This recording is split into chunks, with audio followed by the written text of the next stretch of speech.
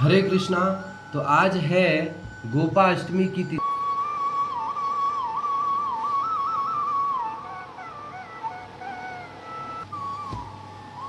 गोपाष्टमी तिथि का महत्व है कि आज ही के दिन भगवान ने अपने रोमकूप से गौ माता को प्रकट किया था। जब भगवान ने अपने रोमकूप से गौ माता को प्रकट किया तो समस्त देवी देवताओं गौ माता के पास आ गए और गौ माता से विनती करते हैं कि आप हमें अपने निकट अपने शरीर में वास दीजिए। गौ माता ने सभी समस्त देवी देवताओं को अपने शरीर पे प्रत्येक अंग पे कोई न कोई देवी देवता का वास दिया।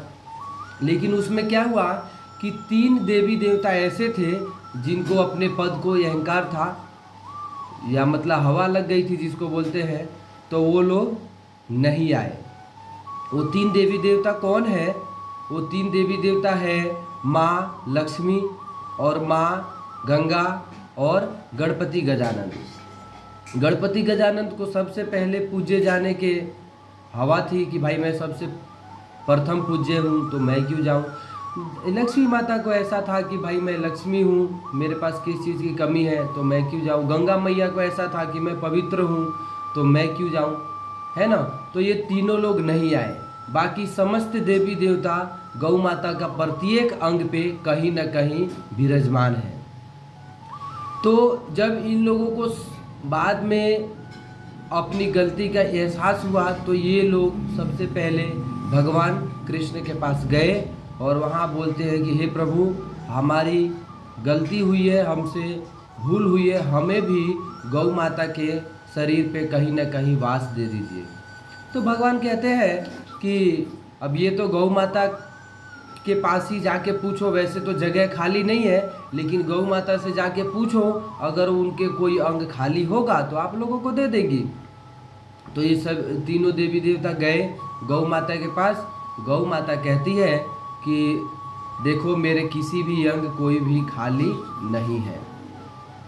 लेकिन जैसे तैसे करके भगवान कृष्ण बोले कि देखो भाई, मेरे पास एक आइडिया है, एक ऑफर है, अगर वो आप लोग एक्सेप्ट करते हो तो ठीक है। लक्ष्मी जी, गंगा मैया, गणेश जी बोले कि जल्दी बताओ प्रभु, जो भी है जल्दी बताओ, हमें स्वीकार होगा। भगवान ने बोला कि देखो वैसे तो गौ माता बड़ी कृपालु है, वो मना नहीं करेंगी, लेकिन मैं तुमको 2 स्थान ऐसे बताता हूँ जो अब भी खाली है। भगवान बोले कि देखो, एक गौ माता के मूत्र का जो स्थान है, गौमूत्र का, वो खाली है, और दूसरा गौ माता के गोबर में जो स्थान है वो खाली है। तो बोले कि प्रभु हमें चलेगा, मतलब ये जगह हमारे लिए चलेगा। तो लक्ष्मी माता को और गणेश जी को गौ माता ने अपने गोबर में वास दिया, मतलब गोबर में स्थान दिया, और गंगा मैया को अपने मूत्र में गौ माता ने स्थान दिया। फिर समस्त देवी देवता गौ माता में विराजमान हो गए। पहली महिमा ये है। दूसरी महिमा ये है कि आज की ही दिन से, गोपाष्टमी के दिन से ही भगवान कृष्ण गौ माता को चराना प्रारंभ किए थे। वैसे तो पहले छोटे छोटे बछड़ों को लेके जाते ही थे चराने के लिए, लेकिन आज से बड़े गौ माता को लेके जाने की शुरुआत की है।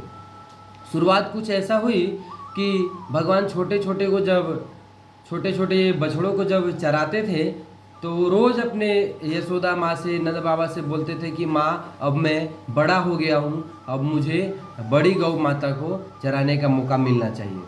नंद बाबा रोज़ उनको ठुकरा देते थे कि कहाँ छोटा बच्चा है, कहाँ दूर तक जाएगा, बड़ी बड़ी गौ माता को लेके जाएगा, कैसे इकट्ठा कर पाएगा, 1-2 तो गाय है ही नहीं, 9 लाख गाय हैं, कैसे इकट्ठा कर पाएगा, कैसे संभाल पाएगा। तो रोज़ ऐसे ऐसे कर करके रोज़ वो टाल देते थे। उसके बाद एक दिन ऐसा आया गोपाष्टमी के दिन, जो भगवान बोले कि नहीं, मुझे कल से ही गौ माता को चराने के लिए जाना है। नंद बाबा बोले देखो बेटा, ये पहले क्या करना है, हमें आपकी भविष्य दिखाना पड़ेगा। आपका मतलब शुभ कब से है, कब से धंधा करने की शुरुआत करना चाहते हैं, है कि नहीं। तो बोले सांडल्य ऋषि मुनि के पास बोले कि गुरुदेव से आपका हाथ दिखाना पड़ेगा, पूछना पड़ेगा, ठीक है। नंद बाबा बोले कि सांडल्य ऋषि मुनि से हमको आपका हाथ दिखाना पड़ेगा, भविष्य दिखाना पड़ेगा कि आप किस दिन से बिजनेस शुरू करते हैं तो मतलब सक्सेसफुल हो पाते हैं। जैसे हम लोग भी अपना मतलब कुछ मुहूर्त देखते हैं, मुहूर्त निकलवाना पड़ेगा। नंद बाबा ने बोले कि कोई बात नहीं, तो आज ही बुला लेते हैं, गुरु जी को आज ही बुला लेते हैं। भगवान ने रातों रात सांडल्य मुनि ऋषि के पास गए और जाके बोले कि हे गुरुदेव, जैसा मैं बोल रहा हूँ ऐसा ही करना। मेरा हाथ कल मेरे बाबा देखवाएंगे आपसे, तो आपको यही कहना है। धमकी दे के आए भगवान, बोले कि देखो आपको यही कहना है कि गोपाष्टमी यानी कि आज की तिथि से कृष्ण को सबसे बड़ी मुहूर्त, अच्छी मुहूर्त आज से ही गौ माता को चराने के लिए है। इसके बाद 15-20 साल तक कोई मुहूर्त नहीं है, ऐसा बता देने का। सांडल्य ऋषि बोले जो आ गया प्रभु। भगवान रातों रात घर आ गए और घर आके फिर से वापस सो गए। सुबह नंद बाबा उठे, गुरु जी के पास गए और बुला के लेके आए। सांडल्य ऋषि मुनि ने आया और फिर उनका भगवान को अच्छे से सजाया गया, सब श्रृंगार किया गया, हाथ दिखाया गया। बोले कि महाराज देखिए, मेरा पुत्र कब से मतलब धंधा पे लगे, तो अच्छा मुहूर्त है, कब से मुहूर्त है। भगवान ने तो पहले ही रात को धमकी दे के आया था, तो वो तो कुछ बोल नहीं सकते हैं। तो क्या हुआ, सांडल्य मुनि ने देखा, बोला कि नंद महाराज आपके पुत्र तो बहुत मतलब आज सब रेखा है, मुहूर्त ही मुहूर्त, सब मतलब शुभ ही शुभ है, आज से ही इनकी गौ चराने की शुभ मुहूर्त है।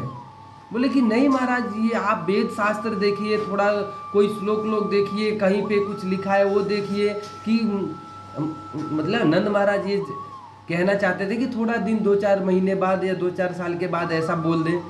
तो यहाँ तो भगवान की धमकी मिल चुकी थी। बोले नहीं नहीं महाराज, अभी अगर आज के दिन अगर कृष्ण गौ चराने के लिए नहीं गया तो आगे 15-20 साल तक इसके भाग्य में गौ चराने का मुहूर्त ही नहीं है। तब क्या करें, नंद बाबा भी मजबूर हो गए और फिर आज से ही भगवान ने गौ चराने का प्रारंभ किया। तो एक तो महात्मा ये है कि आज से ही भगवान ने, जैसे ही भगवान को ये अनाउंस हो गया कि आज से ही भगवान गौ चराने जाएंगे, वन में आज से ही जाएंगे। गौ माता को जैसे ये सुना, गौ माता ने खुशी के मारे पागल हो गई। गौ माता सोचने लगी कि आज हमारा कृष्ण हमारा साथ चलेगा, मेरे साथ चलेगा। लेकिन यशोदा माँ के पास भगवान जाते हैं श्रृंगार कराने के लिए, श्रृंगार उंगार करके, स्नान करके माँ यशोदा तैयार करा देती हैं ताकि गौ चराने जा सके।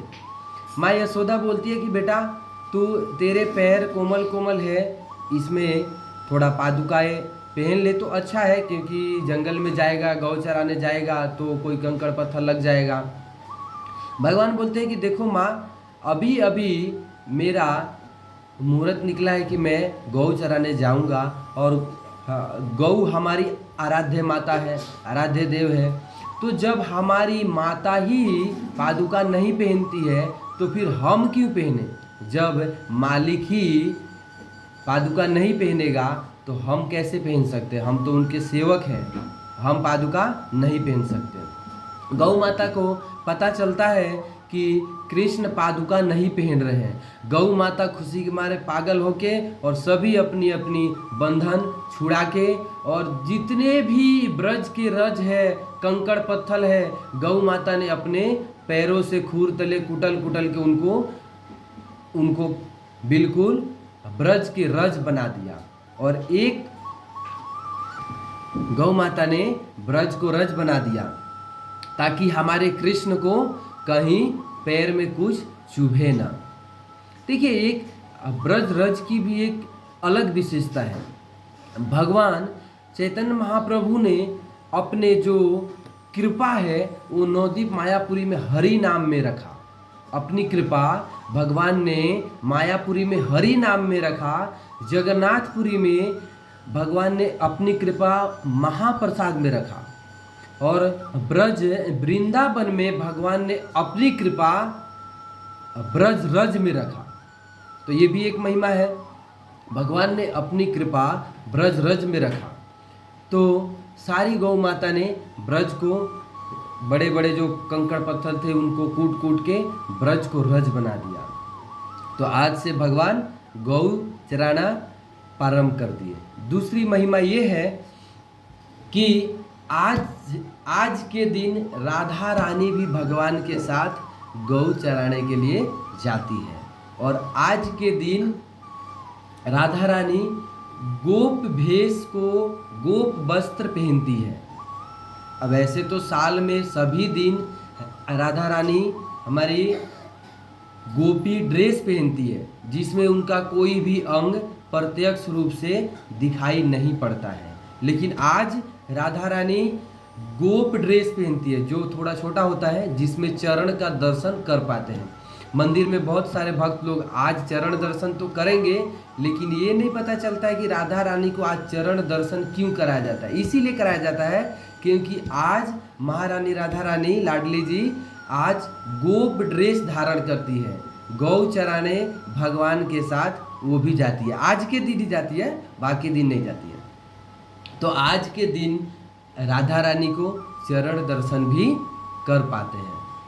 तो और पांचवी महिमा और लास्ट महिमा ये है कि गौ माता प्रत्यक्ष रूप से हमारी पूजनीय है और हर प्रकार से पूजनीय है।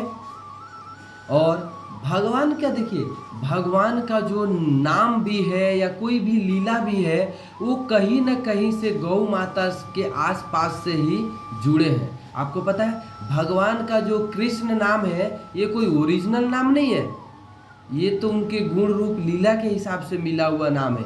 ओरिजिनल नाम जो भगवान के पासपोर्ट में है वो नाम है गोविंद, गोपाल, गोविंद। भगवान का गोलोक वृंदावन में ओरिजिनल जो नाम है वो है गोविंद। तो भगवान के नाम में ही गोविंद है, यानी कि